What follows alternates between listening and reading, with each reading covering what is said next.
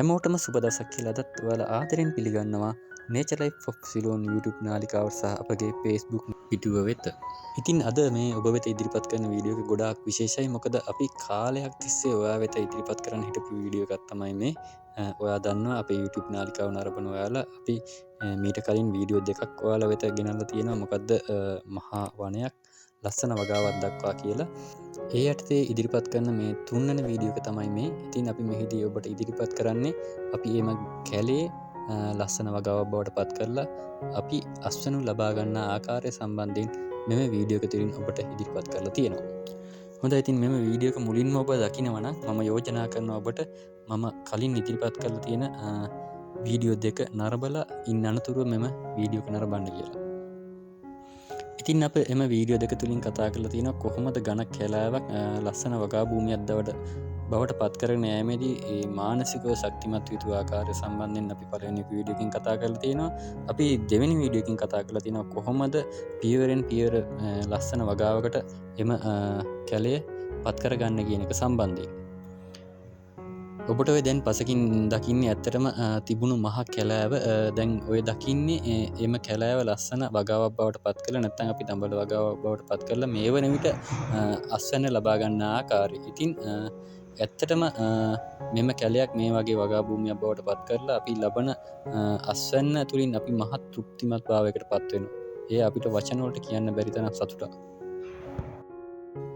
මම අර කලින් වීඩියෝ දෙකේම ඔබට කීවා වගේම ඇත්තටම අපි ඒ කරපු කැපකිරීම වලට ලස්සන වටිනාකමක් සබහාදාමෙන් අපිට ලබා දුන්නා කියන්න පුළුවන්. ඉතින් ඇත්තටම පුදුමාකාර සතුටක් මෙන්ම මානසිකවයක් දැනෙනවා මෙම වගාවට යොමු වීමත් සමග. ඉතින් මම මෙම වගාවට ප්‍රධාන භෝග වශයෙන් භාවිතා කරේ දඹල. ඉතින් මම එහිදී කලින් වීඩියෝ එකදී සඳහන් කරා භාවිතා කරේ SLS 44 කියන දඹල වර්ගය තමයි. ඉතින් ඇත්තටම මේව දඹල වර්ගය ගත්තොත් වසරේ ඕනෑම කාලයක අපිට අස්වැන්න ලබා දෙනවා. ඉතින් ඒ තමයි විශේෂත්වය. අපිට අඩු වෙහෙසක්තර වැඩි අස්වැන්නක් ලබා ගැනීමේ හැකියාවක් තියෙනවා මෙම ප්‍රභේදය තුලින්.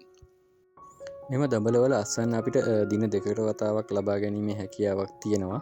ඒත් එක්කම අපිට තව අස්වැන්න වැඩි කරගන්නට ක්‍රමයක් තියෙනවා. මොකද මේ දඹලවල මෝරණ කොළ අපිට ඉවත් කිරීම තුළින් වැලේ වැඩි අස්වැන්නක් ලබා ගන්න පුළුවන්. ඒ වගේම ඔබට පේනවා මේ ඉදිරියට නෙරා ඇති දළු වල අග කැඩීම තුළින් මල් පොහොට්ටු වැඩි කරලා අපිට දඹල වැඩි ප්‍රමාණයක් ලබා ගැනීමේ හැකියාවක් පවතිනවා. ඉතින් මෙන්න මේ ආකාරයට පවුලේ සියලු දෙනාත් එක්කම අපි මේ ලබාගත් අස්වැන්න මේ ආකාරයට නෙලාගෙන මෙහෙම දකිද්දි පුදුමාකාර සතුටක් දැනෙනවා.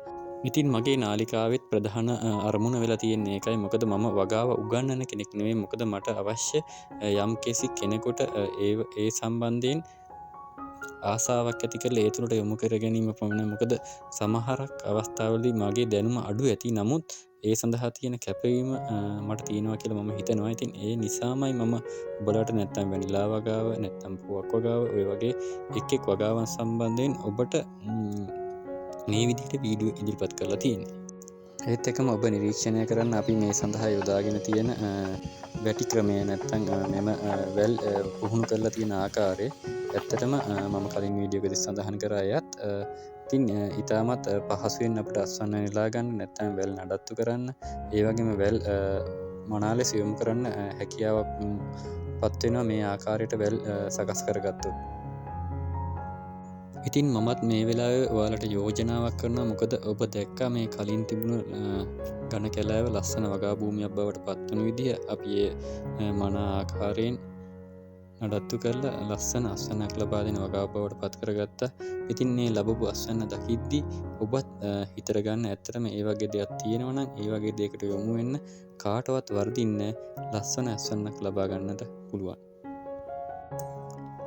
ඉතින් මේ නරඹන ඔබ ඉන්නවනම් ඔබත් හිතට ගන්න ඔබටත් පුළුවන්. ඔබටත් යම්කිසි භූමි ප්‍රමාණයක් තියෙනවනම් මොනවා හෝ දෙයක් වවන්න. ඇත්තටම සබහාදහම කියන්නේ අපි ඒකට අනුව කටයුතු කරොත් අපිට හොඳ දෙයක් ලබා දෙනවාමයි. ඉතින් ඒ නිසා තියෙන භූමි ප්‍රමාණයෙන් ප්‍රයෝජනයක් ගන්න ඔබට හිතට මෙන්ම ඔබගේ ආර්ථිකයටත් ඉතාමත් යහපත් ලෙස නැත්නම් ඵලදායී ලෙස ප්‍රයෝජනයක් ගත හැකි හැකියාවක් පවතිනවා. මෙම සබහාදහමත් එක්ක එකතු වෙලා ලස්සන්ට වැඩ කටයුතු කරන්න ඔබ දිනයක දිනනවාමයි. හොඳයි ඉතින් මම යම්කිසි දැනුමක් හරි යම්කිසි අත්දැකීමක් හරි ලබාගෙන තියෙනවා නම් ඒක යම් දැනගත යුතු පුද්ගලයෙක් ඉන්නවා නම් ඒකට නොපිරිහිලා ලබා දෙන්නට මම කැමැත්තෙන් ඉන්නවා. ඉතින් ඒ වගේම මගේ නාලිකාව නැත්නම් YouTube නාලිකාව තුළින් නැත්නම් Facebook නාලිකාව තුළින් මම හැම විටම උත්සාහ ගන්නෙත් එයයි ඔබට යම්කිසි ගැටලුවක් යම්කිසි දැන ගැනීමට දෙයක් තියෙනවා නම් මම දන්නා ආකාරයෙන් ඔබට උදව්වක් නැත්නම් ඔබට යම්කිසි විස්තරයක් ලබා දෙන්න නැත්තම් අදාළ වගකිවයුතු ආයතනයක් නැත්නම් වගකිවයුතු පුද්ගලයෙක් වෙත ඔබ යොමු කරන්නත් බැඳී සිටිනවා. හොඳයි එහෙනම් යාළුවෝ ඔයාලා අපගේ Facebook page එක follow කරලා තියාගන්න, YouTube නාලිකාව subscribe කරලා තියාගන්න.